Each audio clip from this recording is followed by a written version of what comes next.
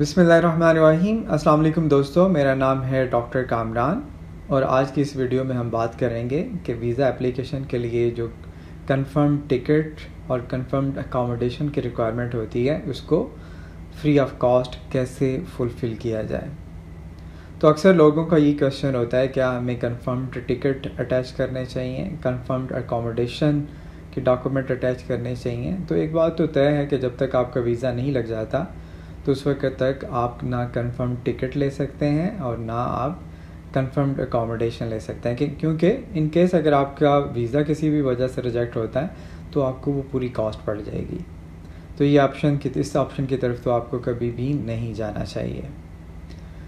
तो जहाँ तक बात है फिर क्या कोई फ़ेक टिकट बना के अटैच किया जा सकता है, तो वो भी मैं आप लोगों को रिकमेंड करूँगा कि आप इस ऑप्शन की तरफ भी ना जाएं, क्योंकि अगर आप कोई भी फ़ेक डॉक्यूमेंट आप अटैच करते हैं तो वीज़ा अप्रूव होने के बावजूद जब आप उस कंट्री में पहुंचेंगे तो जो इमिग्रेशन ऑफिसर है उसको अगर कोई भी डॉक्यूमेंट ऐसा लगता है कि जो आपने at the time of visa application वो आपने फ़ेक अटैच किया हुआ है तो वो आपको वहीं से डिपोर्ट कर सकते हैं।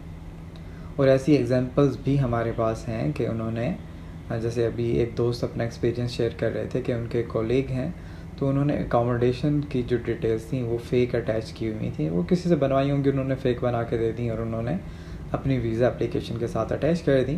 और जब वो उस कंट्री में गए तो उन्होंने देखा कि ये तो ठीक नहीं लगी हुई थी, तो फ़ेक बनाई गई थी, तो उन्होंने सिर्फ इसकी वजह से उनको वहाँ पे उस कंट्री में एंटर नहीं होने दिया गया। तो इसलिए आपने फ़ेक डॉक्यूमेंटेशन की तरफ नहीं आना। ना सिर्फ अकोमोडेशन और टिकट बल्कि जो भी डॉक्यूमेंट आप अपनी वीज़ा एप्लीकेशन के साथ अटैच कर रहे हैं तो उनमें से कोई भी डॉक्यूमेंट फ़ेक नहीं होना चाहिए। तो खैर अब हम आते हैं कि ये आप फ्री ऑफ कॉस्ट कैसे बना सकते हैं, क्योंकि अगर आपने शेंजन वीज़ा के लिए अप्लाई करना है और भी डिफरेंट कंट्रीज़ की रिक्वायरमेंट होती है कि आपने ये 2 डॉक्यूमेंट लाजमन अटैच करने हैं। तो अगर आप ये डिफरेंट ट्रैवल एजेंट हैं उनके पास जाते हैं तो वो उसके लिए काफ़ी हैवी फ़ी चार्ज करते हैं। तो मैं अगर आपको पर्सनली बताऊं तो मैं कभी भी किसी ट्रैवल एजेंट के पास नहीं जाता, और ये बुकिंग, अकोमोडेशन की बुकिंग, टिकट बुकिंग, तो ये भी हमेशा मैंने जितने भी वीज़ाज़ हैं उनके लिए ख़ुद की है, चाहे वो अमेरिकन वीज़ा के लिए अप्लाई करना हो, यूके के वीज़ा के लिए अप्लाई करना हो, शेंजन वीज़ा के लिए अप्लाई करना हो, या फिर ऑस्ट्रेलियन वीज़ा के लिए अप्लाई करना हो, तो हमेशा मैंने ये तमाम जो डॉक्यूमेंटेशन है वो ख़ुद प्रिपेयर की हैं। तो उसी एक्सपीरियंस की बिना पे मैं आप लोगों के साथ ये तमाम चीज़ें शेयर कर रहा हूँ। अभी लास्ट टाइम मैंने स्विट्ज़रलैंड विज़िट किया था, तो उसके लिए भी मैंने जो टिकट बुक किया था वो कतर एयरलाइन का टिकट था। मैंने उसकी बुकिंग बनाई, गो कि वो 1-2 दिन की एक्सपायरी होती है, उसके बाद एक्सपायर हो जाता है, लेकिन डेट वाज कंफर्म टिकट। उसको आप भी अगर बनाना चाहते हैं उनकी वेबसाइट पर जाएं, उनकी अपनी सारी डिटेल मेंशन करें तो वो आपको एक बुकिंग क्रिएट कर देता है। और उसकी लिमिट होती है, अगर आप उसको कंफर्म्ड टिकट में चेंज करना चाहते हैं तो आप उसको 2 दिन में या जो भी वो आपको टाइम देते हैं उसमें आप पेमेंट करके उसको कंफर्म कर सकते हैं। लेकिन क्योंकि आपको जस्ट एक कंफर्म्ड ऑप्शन अटैच करनी होती है तो वो जस्ट जो बुकिंग बनती है तो वो आपकी वीज़ा रिक्वायरमेंट के लिए काफ़ी है। तो इस तरह से और भी डिफरेंट एयरलाइंस की वेबसाइट्स हैं, टर्किश एयरलाइन है, इतिहाद है, तो उनका भी आप देख सकते हैं। लेकिन इसमें एक चीज़ इम्पोर्टेंट है कि जब भी रश वाले डेज़ होते हैं तो ये जो मैं आपको बता रहा हूँ कि 2 दिन की ऑप्शन दे देते हैं या 24 आवर्स की आपको ऑप्शन दे देते हैं, तो वो बुकिंग क्रिएट नहीं करता, वो डायरेक्टली आपसे पेमेंट मांग लेते हैं। तो इसलिए बेहतर है कि आप एक एयरलाइन से अगर नहीं होता तो दूसरी एयरलाइन की वेबसाइट पर चले जाएँ, तो कहीं ना कहीं बहरहाल आपको ये ऑप्शन मिल जाएगी। जैसे मैंने आपको बताया कि रिसेंटली मैंने स्विट्ज़रलैंड के लिए अप्लाई करना था, तो उसके लिए मैंने कतर एयरलाइन की जो वेबसाइट है वहाँ से बुकिंग क्रिएट की थी। तो फिर अभी आते हैं अकोमोडेशन की तरफ। अकोमोडेशन की बुकिंग बनाने के लिए आप booking.com है उसको आप यूज़ कर सकते हैं।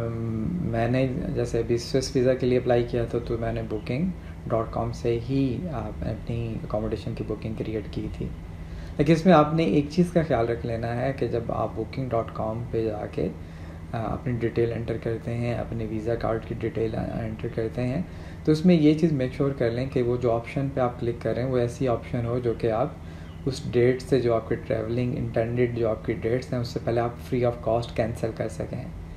क्योंकि जब booking.com पे आप सर्च कर रहे होते हैं वो आपको सारी ऑप्शंस देता है, तो सारे होटल्स आपको ये ऑप्शन नहीं देते कि आप उनको फ्री ऑफ कॉस्ट कैंसिल कर सकें।